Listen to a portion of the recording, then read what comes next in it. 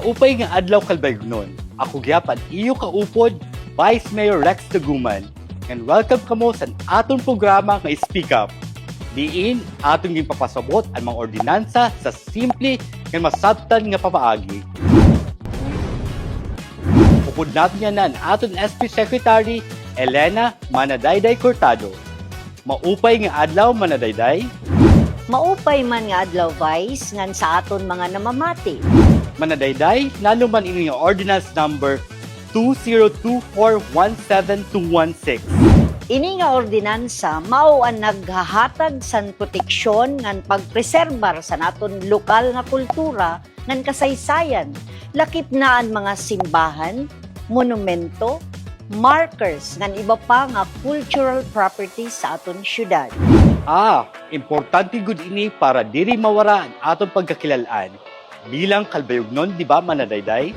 Tama ka, Vice. Ini nga ordinansa nakaangkla gihapon sa National Cultural Heritage Act of 2009 nga nag-iimbestigar nga aton protektahan ang aton kultura para sa masunod nga henerasyon. Nanuman ang mga lugar nga sakop sini nga ordinansa. Damo ini Vice. Pipira sa mga importante mao ang Saints Peter and Paul Cathedral, Calbayog City Hall, Julio Cardinal Rosales Plaza, Samar Archaeological Museum, Nihaga Park, Hibatang River, ngan bisan ang aton Hadang Festival. Wow! Diri la buildings kundi pati events kan kultura sakop gihap. Nanuman ang mga ginbabawal sini nga ordinansa. Importante ini Vice. Diri pwede gubon o rubaton ang mga monumento ngan cultural sites. Magbag-o san orihinal nga hitsura nga waray permiso.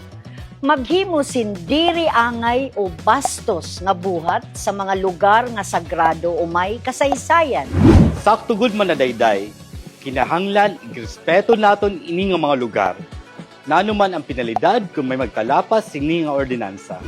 Ang mapamatud-an nga nagtalapas, mahimo pagmultahon sin 50,000 pesos, ngan mahimo pagud mapriso sin 6 kabulan, depende sa desisyon san korte.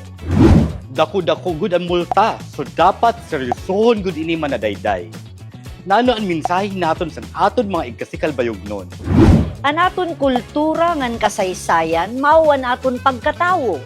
Kung diri naton ini babantayan, mawawara ini. Sanglit kinahanglan magtinabangay kita sa pagpreserbar sini. Salamat Manadayday. Dako ini nga bulig para mas maintindihan sa aton mga kasangkayan ang importansya sa ordinansa. Para sa mga permi nga namamati, padayon kita sa pag-ataman sa aton kultura ng kasaysayan.